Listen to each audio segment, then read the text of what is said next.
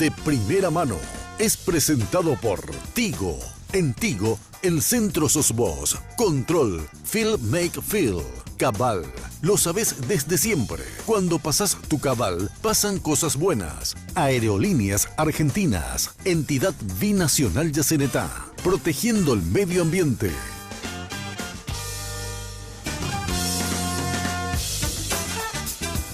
Muy buenas noches, ¿cómo están? Un gusto saludarles, mitad de semana, jornada de miércoles, en Red Guaraní, de primera mano. Saludo a mis compañeros y en un ratito presentamos al invitado. Hola Estela Ruiz Díaz, ¿cómo le va? Buenas noches. Buenas noches, Carlos, buenas noches a la audiencia. Doctor Alfredo Boxia, ¿cómo está? Buenas noches. Buenas noches, comandante, ¿cómo estás? Pero muy bien. El diputado Oscar Tuma, nuestro invitado esta noche. Hola diputado, gracias por venir. ¿Cómo está, Carlos? Gracias a vos por la invitación. Un gusto estar en tu programa. Bueno, estábamos antes del programa, le preguntaba ¿cuándo comienza en política? ¿Cómo activa en política? Y es de la mano de Lino Oviedo, ¿verdad? Sí, en el 2008. Y ahí asume como diputado cuando Fernando Lugo gana la presidencia de la República. Cuando Fernando Lugo gana la presidencia, a inicio del 2011 nos volvemos al partido de la mano de Horacio Cartes en la llanura. Trabajamos ya desde la Cámara de Diputados con el partido. En el 2013 ya ingreso como diputado número 1 por capital en las internas y en las generales, históricamente, capitalmente, 4 diputados en la capital. Y en el 2015 formo mi movimiento, nos presentamos para las elecciones de la Junta de Gobierno, metimos 4 miembros de la Junta y bueno, continuamos con ese trabajo hasta la fecha. Pero cuando se pasa a Honor Colorado, Oviedo estaba vivo todavía, ¿verdad? Sí, porque en 2011 dijo, sí, inicio de 2011. Tuvo un pleito de pagarés. Sí. ¿Con quién? ¿Con Oviedo? Con Oviedo. Él se molestó por la decisión que nosotros tomamos y hizo la denuncia del pagaré, pero perdió dicha acción en primer lugar porque él nunca entregaba un recurso, sino ese pagaré era un pagaré de fidelidad. Y el pagaré es un instrumento de compromiso de cambiario. Yo te tengo que dar algo para que vos puedas ejecutarme. Y la Constitución justamente crea la independencia, por eso que no existe un mandato imperativo contra los legisladores. Él quiso demandar en base a un documento de fidelidad que es un absurdo total y lógicamente perdió. Bueno, entonces en el 2008 con UNACE. Después pasa a Honor Colorado y en Honor Colorado también ingresa como diputado por Honor Colorado. Sí. ¿Verdad? En el 2000, las internas del 2012 fueron. Sí, claro, para el 2013. Sí, para el 2013. O sea, primero con UNACE, después con Horacio Cartes y después solo. Después solo en el 2000, ahora. 15. Sí, 2015. Sí, a partir del 2015 como movimiento propio. Como movimiento propio. Y ahora con ese movimiento nos presentamos ahora en estas elecciones. ¿Y va a ser senador? Y así están dadas las condiciones. No es fácil. Me di cuenta de muchas cosas. Vamos a pelear nosotros de ingresar. Yo creo que tiene que generarse igualdad de condiciones, tiene que salir el desbloqueo. Se pelean de una desigualdad enorme de condiciones. O fíjate que el estar dentro de un proyecto grande o llevar la letra de ese proyecto ya te estira de por sí. O sea, son cuestiones que tenemos que corregir realmente y que la persona que ocupe el cargo sea la persona que reciba el voto y no que la persona que ocupe el cargo lleve a un montón de personas que no tienen la posibilidad de ocupar ningún cargo por ellos mismos, ¿verdad? El lunes hablaba con nosotros temprano Luis Neitim, candidato a vicepresidente de la República en Honor Colorado y formando la dupla con Santiago Peña, y decía, porque Estela y los compañeros le preguntaban y le preguntábamos, ¿por qué perdió Honor Colorado frente a Colorado Añetete? Y uno de los puntos que mencionó, parecía que quería contar más y estaba entre que contar algunas cosas y decía, pero uno de los puntos que mencionó, y Estela va a recordar, dijo, le dejamos ir a Tuma. Le dejamos ir a Tuma. ¿Dónde estaba Tuma? ¿Y por qué Tuma decide acompañar a... Bueno, hoy ya es fácil, ¿verdad? Pero ¿por qué Tuma decide acompañar a Marito? Yo creo que es fácil, todos somos directores técnicos en el diario del lunes, ¿verdad? Pero la realidad es que nosotros tomamos la determinación cuando con nuestros candidatos hacíamos un relevamiento y realmente en toda esa información personal que recibíamos la sensación era muy favorable al senador Mario Audo. Y nosotros no podemos generar un proyecto político y nadar contra la corriente. Entonces generamos ese apoyo en base a lo que nuestros propios candidatos nos solicitaban, pero esa era la realidad, lo que yo sentía, ¿verdad? Pueden haber muchos argumentos por el cual perdió Honor Colorado, pero yo creo que suma de factores. Pero como persona, su candidato, sensacional. Pero es ahí donde él se equivoca, porque el gran elector es Horacio Cartes. Entonces, era como que no generaba esa independencia tan importante para manejar la presidencia de la República, que fue lo mismo que le pasó a Blanco. Y a eso se le agrega de que él venía y saltaba directamente del Partido Liberal y no hizo una carrera interna como nosotros hicimos, donde nos presentamos en interna, donde trabajamos con las bases, donde nos ganamos nuestro lugar, sino él directamente pasa del Partido Liberal al Partido Colorado y es el que recibe la bendición de Horacio Cartes. Y yo creo que a Horacio le mentían y le decían, está todo bien. Y no estaba todo bien, porque yo hablaba con mi compañero diputado y me decían, no, difícil, nosotros, con Horacio no hay problema, pero con él no hay. Y uno, pues, esto no es más papista que el Papa. Si yo llego a vos, Carlos, y te digo, votana por este, no me gusta tu candidato, pero a vos sí, no hay problema, métele nomás, fuerza. Ahí queda En contrapartida, por el camino le robaron su candidato a gobernador de Central. Eso más... No, sí, de Central. Pero está lo otro. Ellos le robaron no es que le robaron.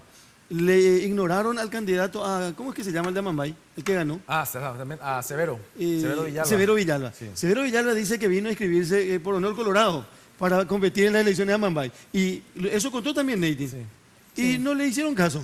Y ahora que terminó ganando por el movimiento de Oscar Tuma en Amambay. ¿Verdad? Así fue. Y arrasó la elección. Bueno, ahí se compensó algo con Hugo Javier. Sí, con lo de Hugo, que realmente a nosotros como movimiento nos afectó, porque nosotros no tenemos los recursos que tienen los grandes movimientos y tenía que hacer un trabajo de hormiga, casa por casa. Y con Hugo empezamos nosotros allá por mayo, y después de 5 meses, cuando la gente se reía de nosotros, te juro, y todos los mensajes se reían, pero ¿qué? ¿Cómo un cachaquero le va a meter? Todos se burlaban.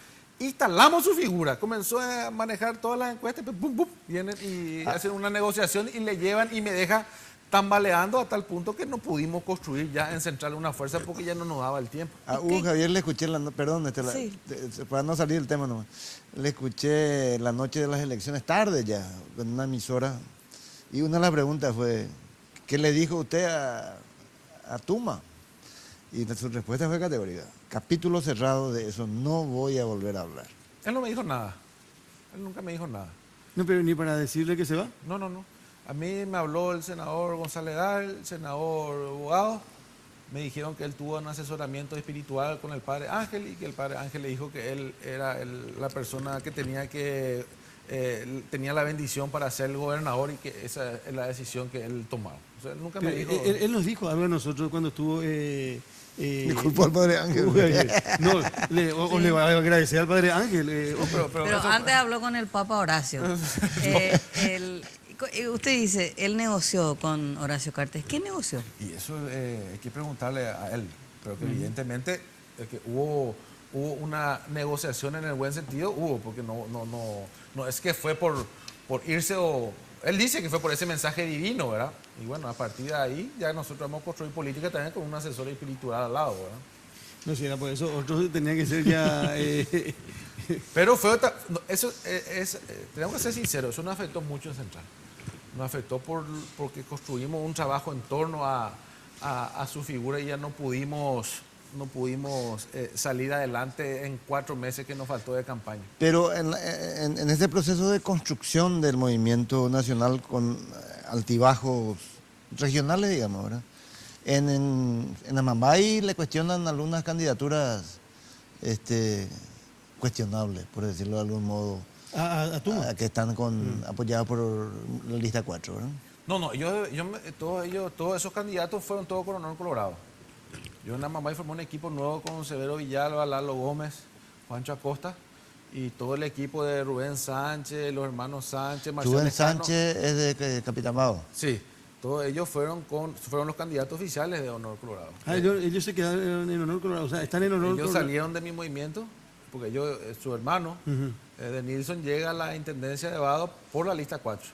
Trabajamos nosotros ahí y después ellos van y se quedan con Honor Colorado y ahí nosotros armamos este equipo nuevo en Amambay.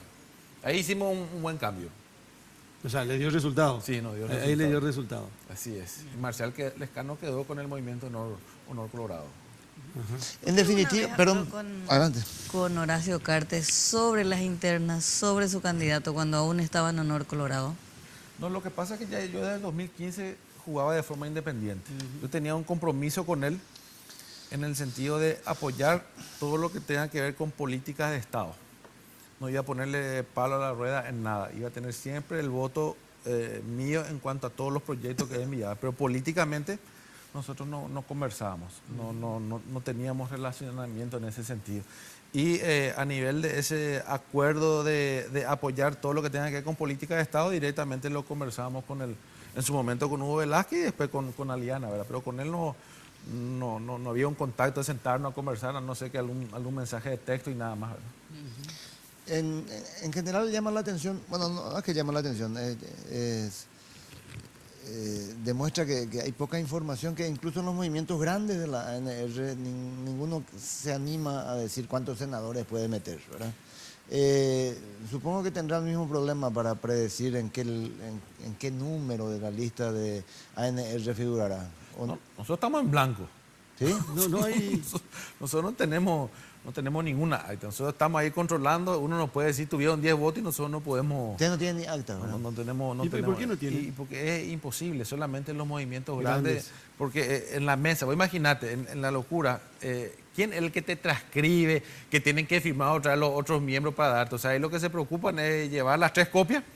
O sea, puedo hacer una copia, tenés que hacer otra copia, tenés que hacer otra copia, firmar, después me pide Estela, me pedí Carlos, me pide, y ya, uno no hace. Y entonces, yo te soy sincero, nosotros hoy estamos controlando a ciegas. Nosotros estamos sentados, vos me puedes decir que hicimos 5 votos y yo no te puedo discutir. Cuando decide... Solo los movimientos grandes tienen esa posibilidad. Cuando Oscar Tuma y su movimiento, en todo caso Oscar Tuma decide ir a acompañar a Marito, ¿cómo se da esa conversación? ¿Es porque usted le busca a ellos o Marito le busca a Tuma?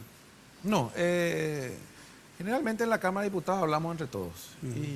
Y se da la posibilidad después de que nosotros anunciamos de que íbamos a tomar la decisión en el mes de noviembre. No recuerdo quién diputado fue. Me pregunta el senador Vince y no recuerdo, no te quiero mentir. Sé que fue el senador Vince. Generamos una reunión, hablamos, concretamos con él y después al día siguiente anunciamos el apoyo al senador Mario Abdo. Lo que no recuerdo quién estaba con el senador Vince, pero él seguro que estaba. Tu Asunción, en el último periodo, o en este periodo que está terminando, tiene un diputado, logró una banca en Capital. Bueno, no, ya con nuestro movimiento no. Eso fue en el 2013. Ah, eso fue con Honor Colorado, que era fue el diputado Julio Javier Ríos. Julio Sí. Javier Ríos, ¿verdad? Sí. Oye, Asunción, ¿cuántos diputados tiene en total, cuánto tiene? Ese es un problema que ahora yo puedo discutir. 7 creo. 7. 7. Esa es una situación que algún día tiene que corregirse. Asunción, y Anki me va a corregir, Asunción empezó en el 92 con 13 bancas. Sí. Con 13 bancas. Es la capital de la República del Paraguay. Y elección tras elección va perdiendo banca. A pesar de que Capital crece. Pero Capital crece aritméticamente y Central crece geométricamente. Entonces siempre perdemos banca. Empezamos con 13, después fue 10, después fue 9, 8 y vamos a seguir perdiendo. Y la ley te da la solución. Te dice la ley, el Tribunal Electoral puede crear una banca en vez de sacarte, que creo que es lo justo. O sea, en lugar de sacar la Capital una representación, y bueno, que le cree una banca a quien se gana la banca, porque si no Capital, y yo les cuento, va a ir perdiendo cada 5 años, va a ir perdiendo una banca. Eso es categórico. Vos fíjate que ya hoy Alto Paraná tiene más bancas que Capital. Alto Paraná tiene 8 bancas. Capital tiene 7. Central está en 20, 21. Y va a seguir así por el crecimiento. A pesar de que Capital también crece, no crece en las dimensiones que crece el Departamento Central. Y son cuestiones que se tienen que corregir y no que Capital se vea afectado perdiendo bancas. En definitiva tiene 7 la ANR. 7 bancas. Perdón. En En total. total. Hoy tiene ANR 4. tiene 3 más 1. 4 bancas hoy Hoy hay 4 colorados por Asunción, 4. en diputados. A pesar que el Capital es el departamento más plural, porque están todos los partidos. Está Partido Colorado, Partido Liberal, estaba UNACE, estaba Olga Ferreira por Encuentro Nacional, estaba el PEMAS. 4 varones, 4 mujeres, ¿verdad? Es el único lugar donde realmente las terceras fuerzas políticas tienen fuerza y tienen representación, y después central, y después ya prácticamente... Pero Olga Ferreira no es la que pasó al Partido Colorado. No. No pasó ella. Ella tiene Era su como movimiento independiente. Ella ingresa por Patraquería y bueno, después tiene una disputa, un conflicto ahí y forma su movimiento. Pero lo que quiero decir es que Capital es el único lugar electoral donde están representados todos los movimientos. Después central y después ya ninguno más. Y creo que por Itapú hay un diputado. Y se le saca justamente banca al departamento más plural. Eso es lo que decíamos alguna vez que discutíamos del cambio constitucional y que sea una representación parlamentaria por circunscripciones, como es en Estados Unidos y en algunos otros países. Al final lo que va a lograr, si bien va a tener más cercanía del elector con su representante, pero va a ser un parlamento probablemente absolutamente bicolor. Lo que le saca es la posibilidad a las terceras, cuartas fuerzas de tener representación. Así mismo. Así es. Pero vuelvo a repetir, eso está la solución. Es cuestión de sentar una posición. Pero más de 80 diputados también ya. No, y sería una banca más, serían 81, pero el costo-beneficio, yo te digo como diputado... Nunca están más de 45 en cada pero sesión. el diputado pelea por su departamento. Pelea por su departamento porque es la manera de hacer política. O sea, yo, si venía a lo favor de Capital, bien o mal peleaba por el departamento, así como lo hacen los otros diputados. ¿Por qué? Porque tu electorado está en ese departamento. Entonces, al ir sacándole fuerza, va perdiendo fuerza política en la Capital. Y después, no sé por qué regla de 3, todos juegan en contra de Capital. O sea, Capital parece el cuco de todos los demás. O sea, hay un proyecto a favor de Capital, todos salen en contra. Hay un proyecto... Uno ve los proyectos y reciben ayuda. El único proyecto que logramos, y con mucho sacrificio, fue el proyecto de ley de capitalidad que lo presentamos con todos los diputados de Capital en el proyecto pasado. El único proyecto donde se beneficia Capital. Después vos vas a encontrar miles de proyectos donde reciben beneficio de otros departamentos. No sé por qué ocurre eso, pero es lo que ocurre en la Cámara de Diputados. Bueno, mezclando un poco la conversación y antes de hacer el primer corte y después hablar de un tema como el jurado de enjuiciamiento de magistrados, ¿cómo ves, diputado, esto del triunfo de Marito y cómo le ves al Partido Colorado para abril del año que viene? Yo creo que estás fuerte. El partido gana. Tiene más chances, yo creo que tenía y iba a tener más chances con Marito que con Santiago Peña. ¿Las generales? Sí, por ese rechazo natural que uno sentía, ¿verdad? Él pudo construir en la capital, ya en Central se quedó, pero a medida que iba más hacia el interior, la gente no terminaba de digerir esa situación. A lo mejor si Honor Colorado tenía otro candidato, esto podía ser mucho más peleado y con la estructura, la fuerza política que tuvo el movimiento.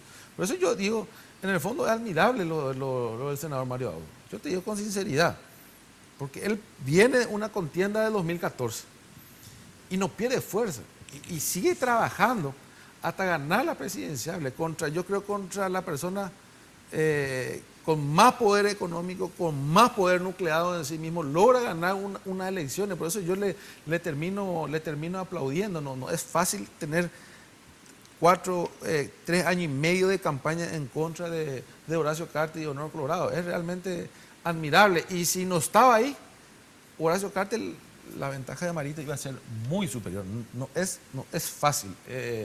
Yo creo que no hay un actor político con más fuerza política y económica que Horacio Cartes. Le tocó bailar seguramente con la más difícil y lo viene haciendo desde el 2014, sosteniendo un equipo y bueno, te repito, es admirable lo que consiguió. Por eso yo le aplaudo y estoy seguro que estas generales le va a hacer... ¿Qué va a pasar con Horacio Cartes en el futuro? En el tema de su juramento. No, él como figura política. Yo creo que va a seguir teniendo fuerza. Él es el gran elector dentro del movimiento Honor Colorado. Hoy la política, vamos a ser sinceros, hoy es imposible hacer política sin recursos. Y nosotros mismos somos los culpables. Cada vez estamos llevando la actividad política al prebendarismo. Es imposible. Yo les vuelvo a decir, acá públicamente lo digo, si no existe el desbloqueo de listas, jamás me vuelvo a presentar de forma independiente. es prácticamente imposible lo que llegar a ocupar un lugar en estas condiciones, así como hoy está instalado el tablero político. No hay manera, es insostenible. Por eso es que vamos a pelear por ese desbloqueo. Si ese desbloqueo conseguimos, yo creo que van a estar los más guapos ahí en la Cámara de Senadores y van a tener que trabajar para el ciudadano, porque el ciudadano es el que le va a dar el voto. Acá es la estructura la que consigue el voto. A tal punto que vos podés tener a una persona que no tiene la capacidad, pero está dentro de esa estructura con un número que le favorece y gana. Dentro del Movimiento Honor Colorado se hicieron algunos sorteos y las personas que salieron sorteados con la letra A, sin tener caudal electoral, arrasaron las elecciones. Pero es así, ocurrió en Capital, ocurrió en Central. Es increíble, la gente va así a votar. Ese día todo se polariza de punta a punta. De punta a punta, y es imposible. Yo te digo que de lograr este resultado, voy a pelear 2 años por el desbloqueo, y si no se logra... Desbloqueo y ley de financiamiento. Y también, que eso tenemos que topear, porque hay también un problema con la ley de financiamiento. Nadie te dice cuánto vos podés gastar, lo que te dice es cuánto vos podés recibir. Entonces también vos jugás en desigualdad con el que tiene recursos. Entonces vos tenés que equiparar en el sentido de decir, no se puede gastar más de esto. Porque ¿de qué te sirve que a mí? Es que la voz solamente me puede dar hasta 300 millones. Pero nadie me dice cuánto yo puedo gastar. Y si yo soy una persona que yo tengo más de 300 millones. Y por eso, entonces te matas de la risa. Que ¿por qué me vas a decir yo cómo tengo que gastar? Entonces lo que hay que topear es el gasto que vos tenés, que podés hacer en el esquema publicitario y en todo esquema dentro de la elección. Ahí es diferente. Hagamos nuestra primera pausa. Nuestro invitado de primera mano esta noche, el diputado Oscar Tuma. Ya volvemos.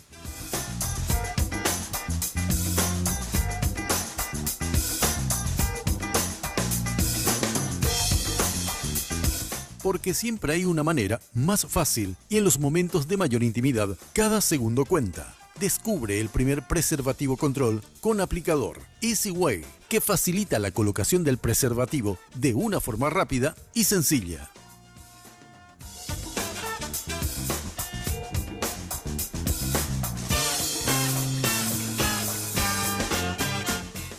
Con Tigo Business, conecte su empresa a Internet y sume a su plan la herramienta digital ideal para su negocio. Puede seleccionar estar online con sus empleados con Office 365, realizar acreditaciones masivas de dinero de forma rápida y segura con el módulo de acreditación masiva o incrementar la productividad de su negocio con las herramientas que Google le ofrece. Lleve su empresa a otro nivel con Internet Plus. Para más información sobre las herramientas digitales disponibles, acérquese a la tienda Tigo o escriba a empresas@tigo.com.py. Tigo Business, una solución para cada negocio.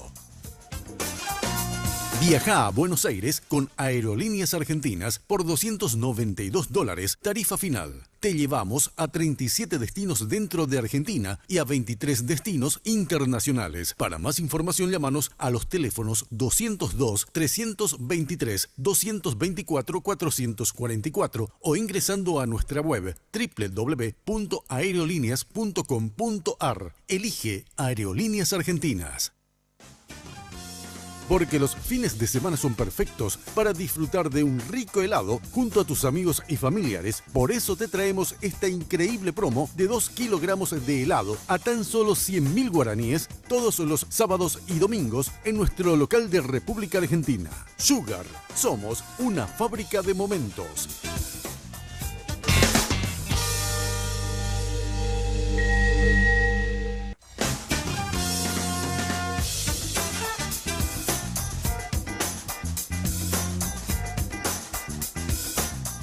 Estamos de vuelta, estamos conversando con el diputado Oscar Tuma después de esta jornada eleccionaria del domingo, que fue una jornada, hasta se puede decir, en paz.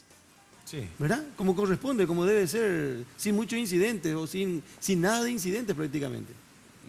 Y menos sin violencia. Yo esperaba un poco más de participación. Yo creía que ya podíamos llegar a nivel general a casi 60%. Santiago Peña atribuye también a esa baja participación su derrota. O sea, uno de los factores. y ya no sabemos si la gente, no sabemos si aumentaba la participación para a quién iba a ir los votos, ¿verdad? Pero evidentemente hay sectores que uno sigue apostando que no pasa por el candidato. Eso yo siempre digo, no es un plus ser joven, no es un plus ser varón o ser mujer, en cuanto a lo que quiere el electorado joven, ¿verdad? O sea, porque otra vez está demostrado que el electorado que más participa es el electorado que va entre 35 y 50 años de edad. Parece que ahí uno comienza a adquirir conciencia cívica, que es lo que tiene que incorporarse otra vez a la educación. No pasa por el voto obligatorio, porque si vos haces voto obligatorio, lo que hace es que el prebendarismo aumente. Si vos no tenés interés, ¿para qué querés que se vaya a votar una persona que no tiene interés? ¿Qué vaya a hacer? Vaya a vender su voto. Pero si vos desde chico comenzás a trabajar en educación cívica, uno crece con eso. Yo recuerdo que yo no pude dormir la primera vez que tuve que ir a votar. Recuerdo perfectamente, fue la elección municipal de Rafael Filisola. De Carlos Filisola para la intendencia. Pero ya venía yo después no sé por qué se sacó la materia, yo intenté meter con un proyecto de ley dentro de la malla curricular, pero no tuve suerte. Donde no hubo paz y se convirtió incluso antes de las elecciones en una caldera con un olor putrefacto es en el Consejo de la Magistratura. Jurado de enjuiciamiento. El jurado de enjuiciamiento, siempre confundo los dos. Sí. Jurado de enjuiciamiento. Y bueno, hoy siguen saliendo audios. Lastimosamente se quiere seguir manteniendo un sistema que no da más. Agarramos de forma interina la presidencia. El día lunes lo primero que hicimos fue abrir las puertas, transparentar, anunciar que íbamos a retirar la acción de inconstitucionalidad. Ahí quiero que se quede un ratito. Sí. El sábado yo leía, incluso antes de las elecciones, Oscar Tuma confirma que asume como presidente del jurado de enjuiciamiento de magistrado en la semana, ¿verdad? Incluso ayer, a la mañana, hablando con Luis Vareiro, el Monumental decía, voy a hacer esto, quiero hacer esto, voy a designar gente de la casa, como... Y a la tarde la sorpresa y hoy nos preguntábamos nosotros, ¿por qué no se queda el vicepresidente? ¿Para qué elige vicepresidente si no se va a quedar como responsable ante la ausencia o ante la renuncia del presidente?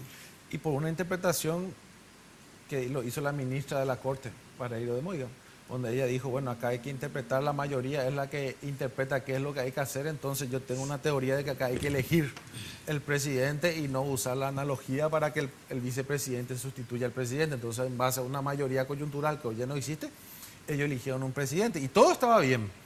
¿Hasta cuándo? Hasta que yo le invito al doctor Salas y le digo, mira, estos son los cambios que quiero hacer, y él me dice, tenés que sacarle al director jurídico, el doctor Cronaueter, de la institución porque no se lleva bien con Criscovic. Después, un problema de la escuela judicial. Le digo yo, de ninguna manera, él goza de toda mi confianza. Es más, le pedí que sanee asesoría jurídica y no voy a hacer ese cambio. Entonces pasamos al siguiente punto y me dice, hay varias direcciones, vos sabés que hay gente que le sacaron acá que tenemos que reincorporarle. Le digo, de ninguna manera tampoco. Vamos a trabajar con la gente de la casa. Eso fue el sábado. Eso fue el lunes. El lunes. Lunes a la mañana. Con el doctor Salas. Con el doctor Salas. Todo bien estaba hasta ahí. Le digo yo, no, de ninguna manera. Vamos a trabajar con gente de la institución, vamos a dejar de traer, vamos a abrir la puerta. Después me dice, hay un tema de la Contraloría que yo no quiero que deje a conocer, que acá me avisaron porque me están persiguiendo.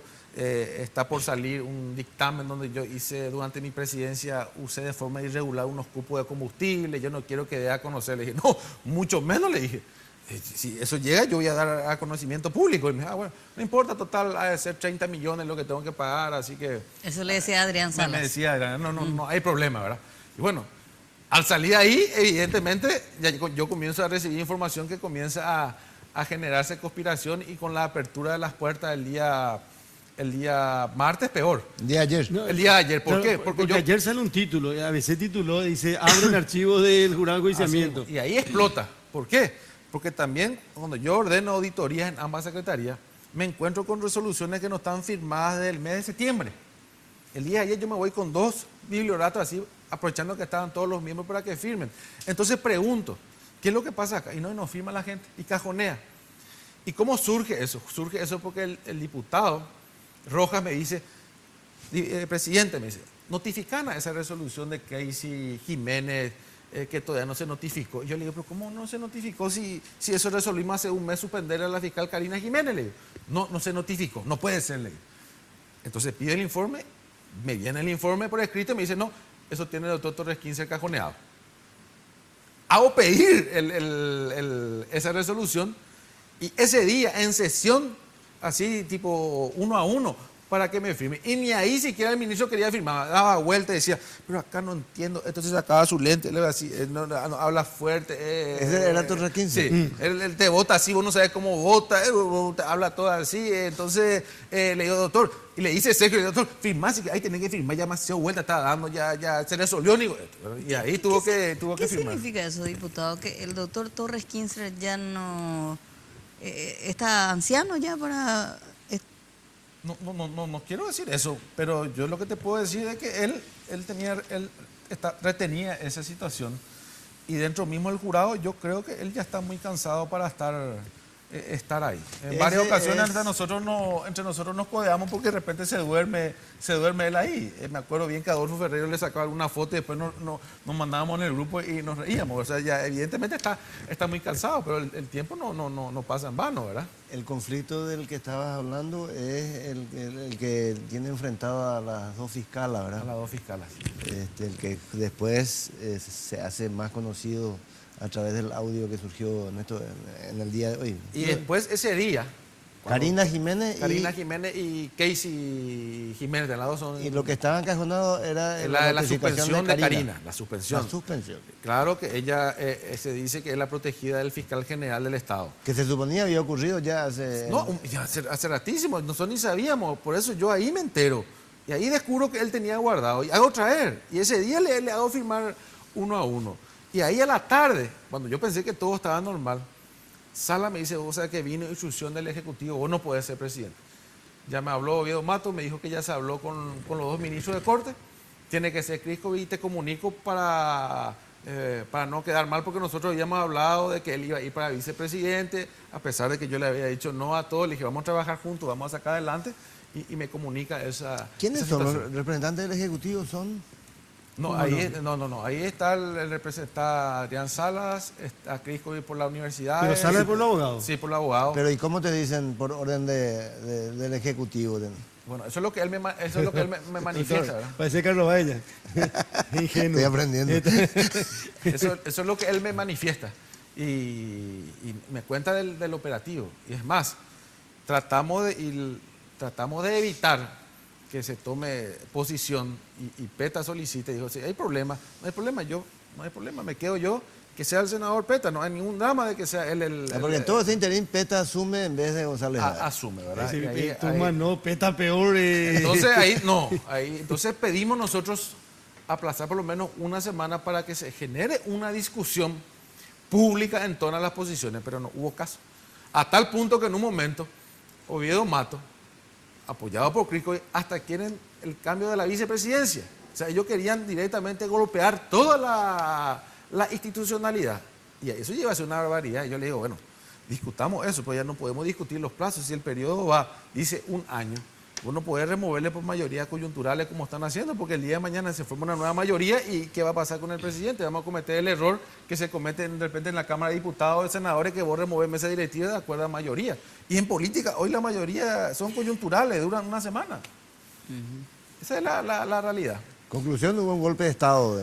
Conclusión, hubo un golpe institucional que sienta un precedente terrible, de que las mayorías comiencen a manejar el destino de la conformación del jurado de enjuiciamiento, que yo voy a recurrir, pero voy a recurrir de forma testimonial, porque evidentemente obtener una resolución de la Corte es impensado. Pero con dos ministros que tienen esa misma posición, mucho menos aún. Pero lo que no fue testimonial fue lo que ocurrió hace unas horas.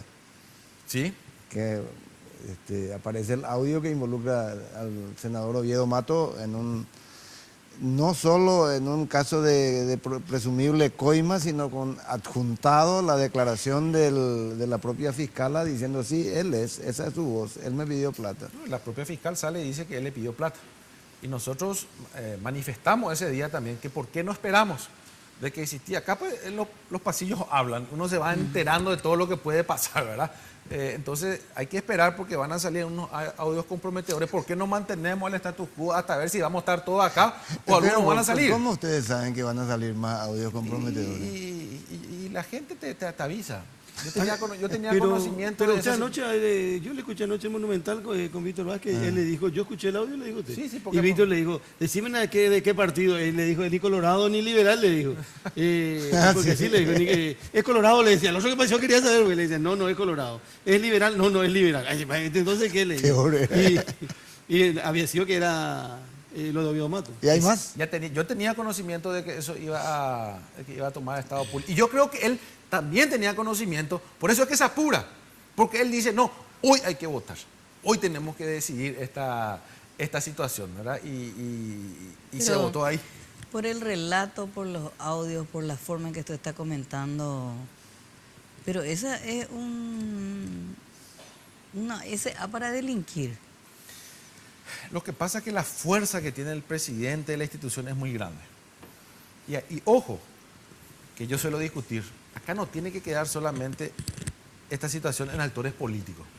Porque este no es solamente el actor político. Acá opera el actor político, abogados, jueces, fiscales, y los jueces no actúan si no tienen la venia de los camaristas y si no tienen la venia de más arriba. Es todo una rosca, o sea, es todo un esquema montado, ¿verdad? Y acá, ¿dónde nosotros nos equivocamos? Que solamente vamos a mostrar los actores políticos y descuidamos la parte jurisdiccional.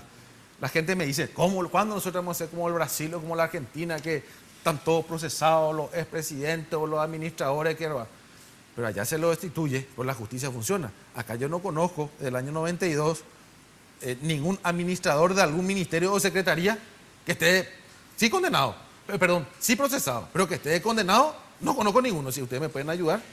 Pero entonces quiere decir que no es solamente un problema político, quiere decir que los operadores de justicia no están funcionando. Tenemos que tener un ejemplo. Si no tenemos un ejemplo, y siempre vamos a seguir teniendo este tipo de conducta. Pero el ejemplo lo vamos a tener el día que uno de estos actores termine en la cárcel de Tacumbú, cosa que yo no creo que ocurra muy rápido. Pero ya estamos desde el año 92 a la fecha, ¿cuánto tiempo vamos a esperar? Lo que tenemos es un verano donde usted nos anuncia más audio. Y lo que tenemos hoy, porque las cosas cambian casi hora a hora, es un nuevo presidente del jurado de enjuiciamiento de magistrados. Y me da la impresión que los cañones que apuntaban hace una semana a González Daer y después giraron para apuntar a Oviedo Mato, ahora empiezan a girar para apuntar al corazón mismo de Kriskovich, ¿verdad?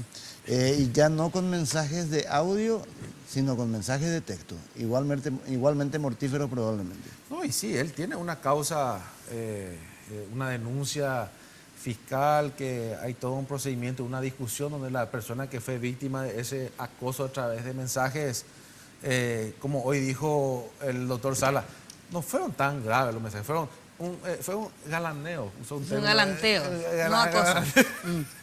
Galanteo, ¿verdad? Entonces quiere decir que estamos todos mal, ¿verdad?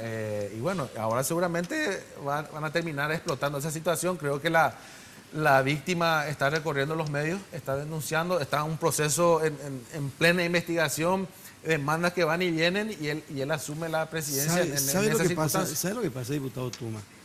En este caso, nosotros no somos quienes para hacer justicia, esa no es nuestra función. Pero después de lo que uno escuchó en estos últimos tiempos y que siempre sospechó de una u otra manera de cómo se salvaban a algunos y cómo se le castigaba a otros de acuerdo a las decisiones y las resoluciones que se hacían. El señor Kriskovich tuvo un proceso judicial. Y tuvo un proceso judicial siendo integrante del jurado de enjuiciamiento de magistrados. Del Consejo y del Jurado. Del Consejo y del Jurado. Él le representa a las universidades. Sí. Pero específicamente él proviene de la Universidad Católica. Entonces, ante esa situación, y se comprobó con los audios de que algún tipo de presión o algún tipo de castigo o un aval existe, uno tiene todo el derecho del mundo de dudar de cómo fue superando ese proceso judicial Kriskovich.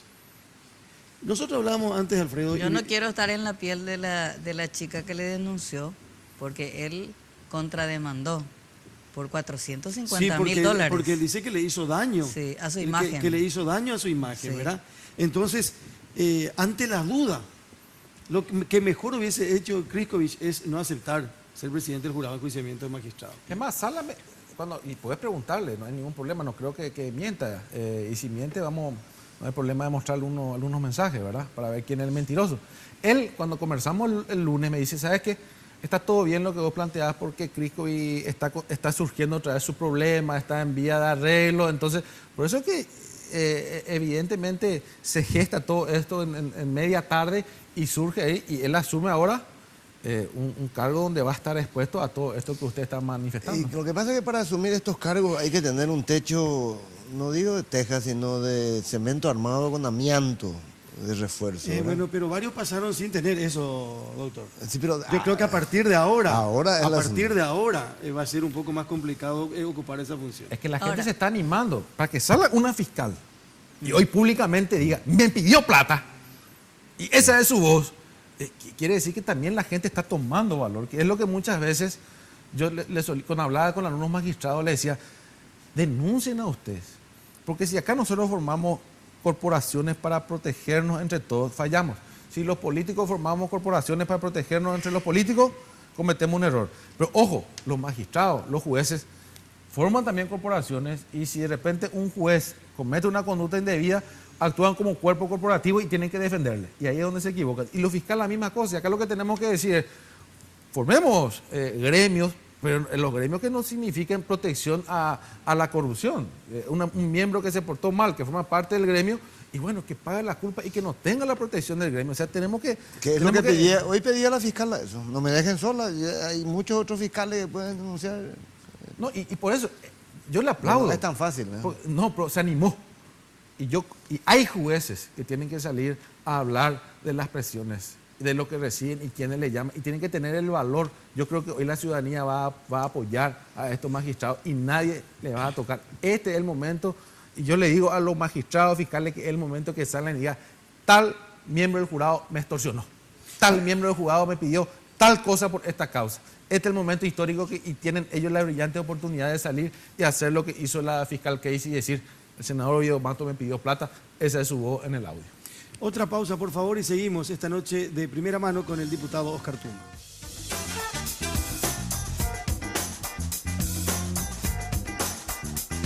Porque siempre hay una manera más fácil y en los momentos de mayor intimidad, cada segundo cuenta. Descubre el primer preservativo control con aplicador Easy Way, que facilita la colocación del preservativo de una forma rápida y sencilla.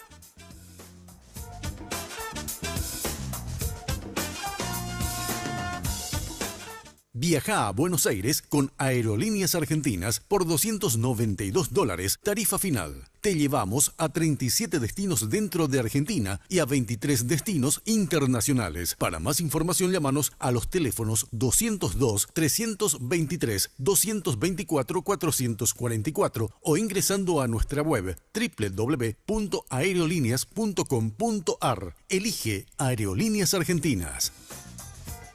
Porque los fines de semana son perfectos para disfrutar de un rico helado junto a tus amigos y familiares. Por eso te traemos esta increíble promo de 2 kilogramos de helado a tan solo 100.000 guaraníes todos los sábados y domingos en nuestro local de República Argentina. Sugar, somos una fábrica de momentos.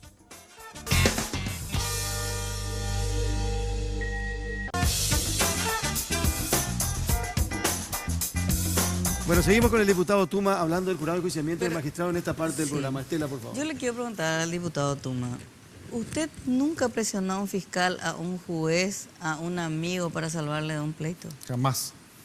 No vas a encontrar un fiscal que haya recibido. Es más, yo tengo mi teléfono hace 10 años en la misma línea. Pongo a mi disposición los extractos de llamada, que sea el peritaje que sea. Pero la Sí, otra vez es le más, dio una manito a Oviedo Mato en un caso. No fue a Oviedo, a González Dávila. A González Dávila. Cuando firmó, ¿qué es lo que me hiciste firmar? Le dijiste. Pero ¿cómo se da esa circunstancia?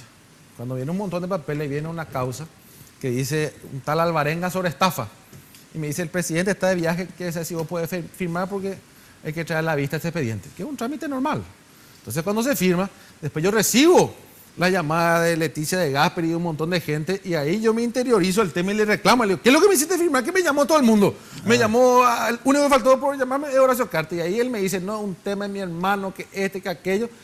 Pero ahí automáticamente se dejó la causa de lado cuando se tomó conocimiento, porque no solamente recurrieron a mí, recurrieron creo que a otros miembros del jurado, ese tribunal que le condenó a esa persona por creo que a 4 años de cárcel, y el denunciante quería que sea más o menos cadena perpetua por un tema de estafa. Ahí quiero una aclaración. Leticia de Gasperi. Hay 2 Leticia de Gasperi. No la jueza de... Sí, pero hay una que es una señora que es la esposa del ministro de Obras. Ella no es... No es jueza, no es magistrada. No es ella. Porque a mí me dijeron el otro día cuando hablábamos que puede ser la esposa de Ramón Jiménez, pero hay otra buena señora que ya tiene sus años en la justicia, ¿verdad? Ella es la jueza del... Para que quede claro, nomás puede ser la jueza del tribunal. Es más, recurrieron a todos lados. Yo estaba muy preocupado por la situación, que es muchas veces lo que ocurre, que viene un juez y te explica, mira, me están apretando por este lado, y vos vas al jurado y generás la defensa. Es lo mismo que en el caso de esta fiscalía Casey, donde me nombran a mí y dice, tú me estás en contra, que aquello, porque la fiscal me dice a mí, acá me están presionando. Esto es una cuestión que viene de la Fiscalía General, el hijo es muy amigo, esta persona le liberaron, actuaron con esto, y ahí desemboca todo. Y realmente la piedra del escándalo es la fiscal Casey, que es la que se anima a dar a conocer toda esta situación. Este doctor Carmelo Caballero, este es el mismo que fue ministro. Sí. Aparece en varios audios también. El dirigente liberal, Carmelo Ministro Caballero. del Interior fue, ¿verdad? Sí, Carmelo Caballero. Y fue viceministro del Interior también, Sí. en la época de Filisola, de Rafael Filisola. Claro, y después él en queda la como época de ministro. Federico se queda como ministro. Lo que pasa es que no se puede hacer un operativo como esto si no existe todo un equipo. Y cuando hablo de equipo, hablo Ministerio Público, juez de primera instancia, camarista y miembro de corte. Es imposible, o sea, Ahora, porque nadie te arma un esquema como esto, así como de la forma que ellos preparaban para ir manejando estos grandes casos y ir encontrando Por ejemplo, resultados. en el caso de la fiscala que le acusa a Oviedo Mato, ¿cuánto más o menos cuesta que no se metan contigo, el jurado? No sé, por eso te digo, yo no sé cuál es el manejo individual que uno le daba, pero ojo, que son cuestiones individuales, no corporativas en el tema. Las operaciones son, de lo que va saliendo es el manejo administrativo y el poder del cargo para generar eso, que también iba a ser otra de las posiciones que yo iba a adoptar.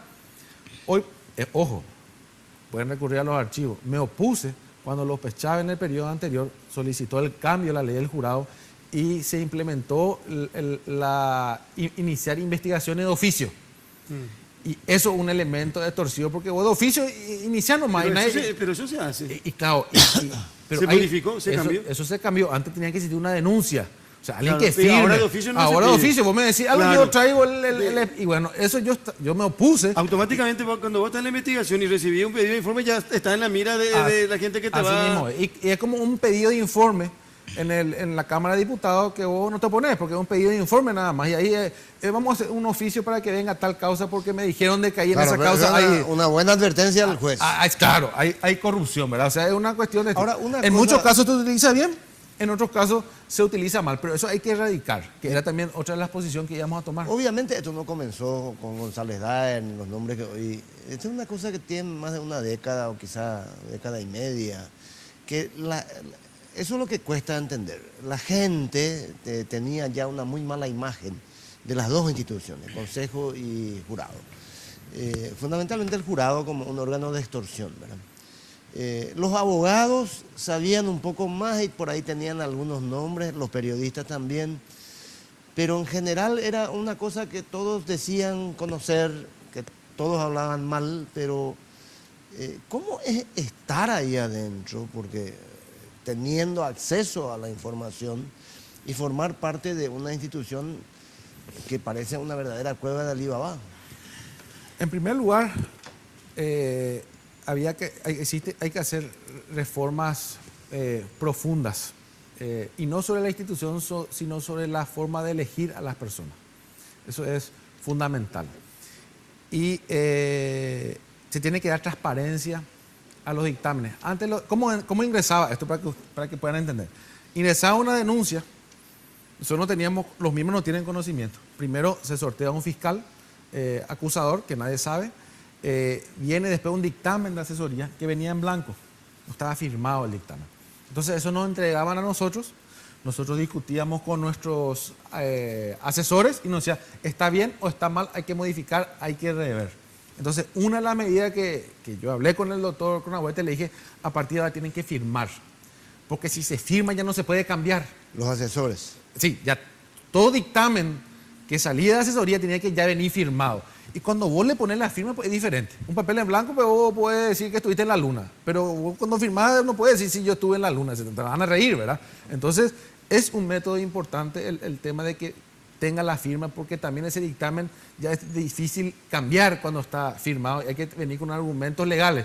Al publicar eso, vos comenzás a discutir y decir, no, un momento, esto es una barbaridad. ¿Cómo 2 más 2 no es 5, 2 más 2 es 4, y acá dice que 2 más 2 es 5. Entonces también eso iba a generar un control por fuera para que cada uno comience a cuidar la conducta. Hoy la mejor manera de cuidar la conducta es que todo sea transparente. Si vos firmás algo, ¿y qué importa que la gente sepa? ¿Qué drama hay? Cuídate vos nomás de que lo que firme está bien y no de que, no de que la gente se entere de lo que vos firmas. Pero tu firma que sea justa, que sea por una causa justa, que ahí no vas a temer absolutamente nada. Y mira, también hay otra cuestión. Hay muchas veces que se formaron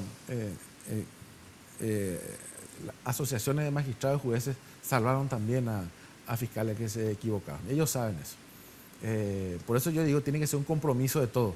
O sea, no porque uno forme parte de la asociación, vos tenés que tener la obligación de defenderle, sino el corporativismo. El corporativismo, ¿verdad? No, es nuestro gremio, tenemos que defender. Y vos hablabas con ellos y te decís, no, pues tenemos que defenderle nosotros, porque es nuestro gremio, no podemos no defenderle, porque para eso yo soy el presidente, te dice.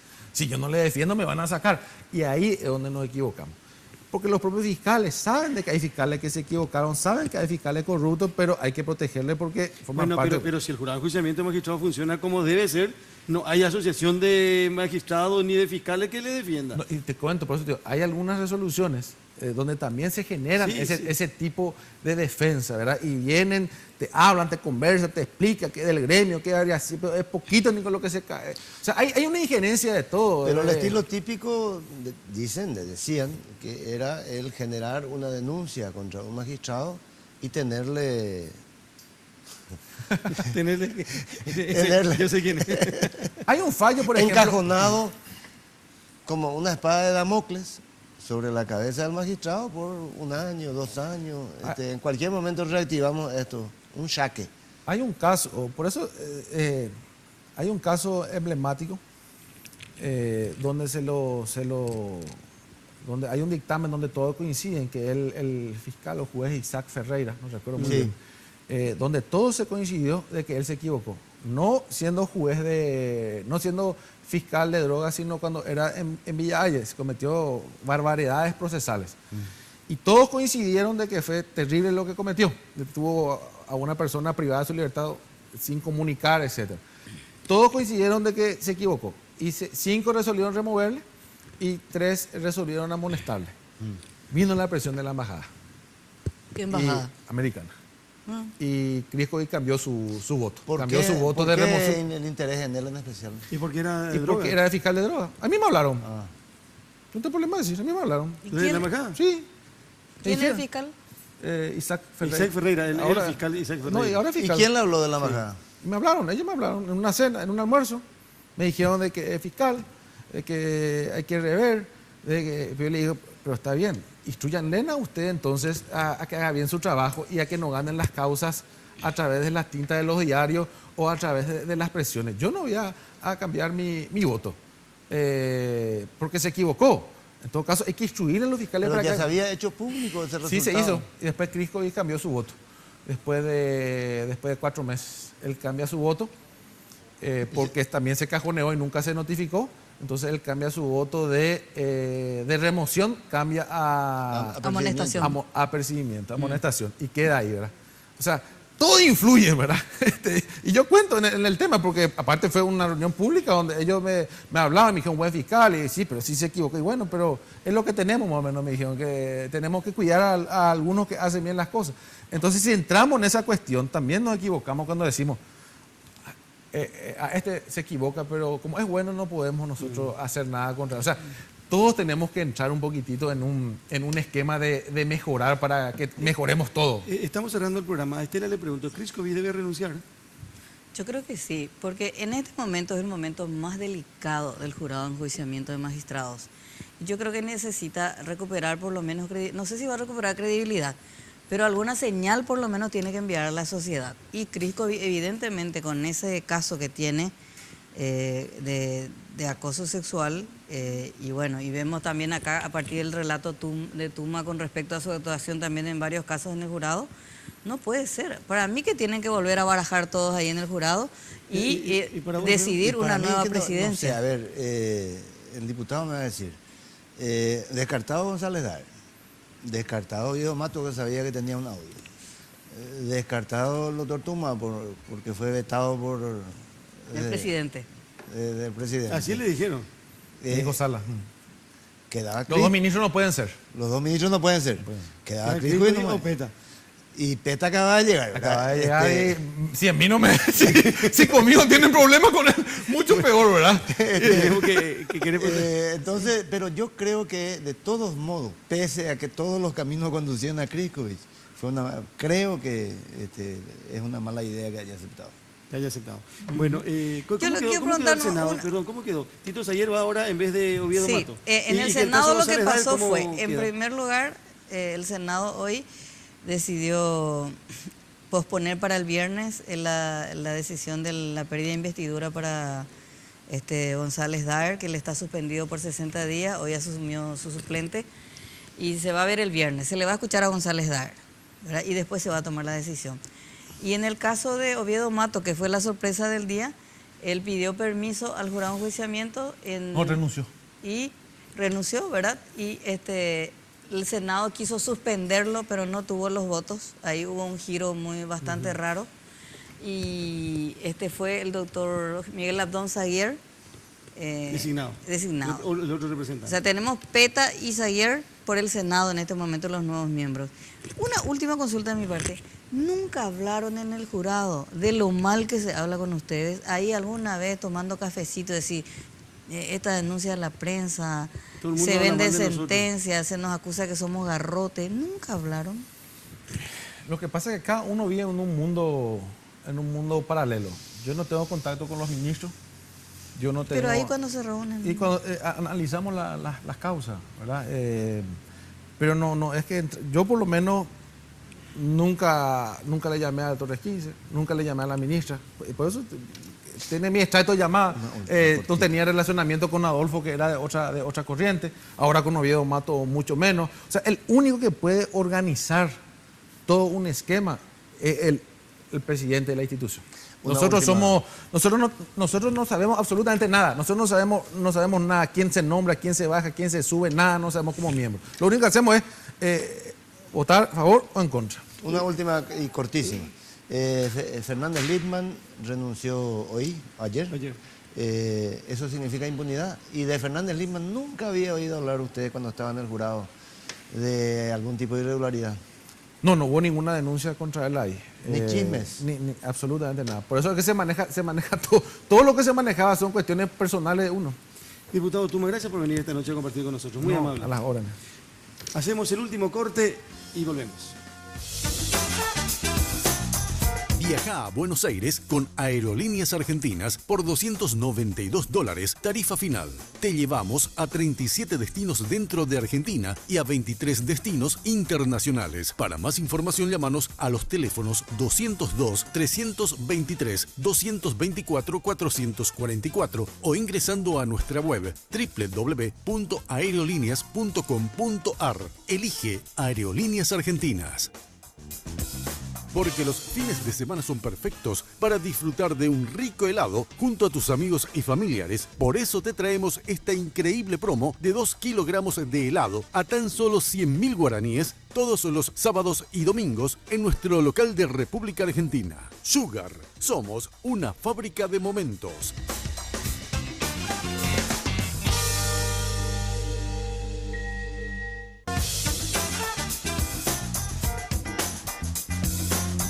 Bueno, tomamos nota de lo que dijo esta noche de primera mano el diputado Oscar Tuma y mañana vamos a poner en la lupa sin lugar a dudas, así que nos acompañan mañana tempranito como todos los días, de lunes a viernes en Monumental AM 1080. Imposible digerir todo en una sola noche, Es tanta cierto, información. Es cierto, hay demasiado. Gracias Estela, muy amable. Gracias doctor. Un gusto. Hasta la próxima semana, si Dios quiere. Buenas noches y hasta mañana.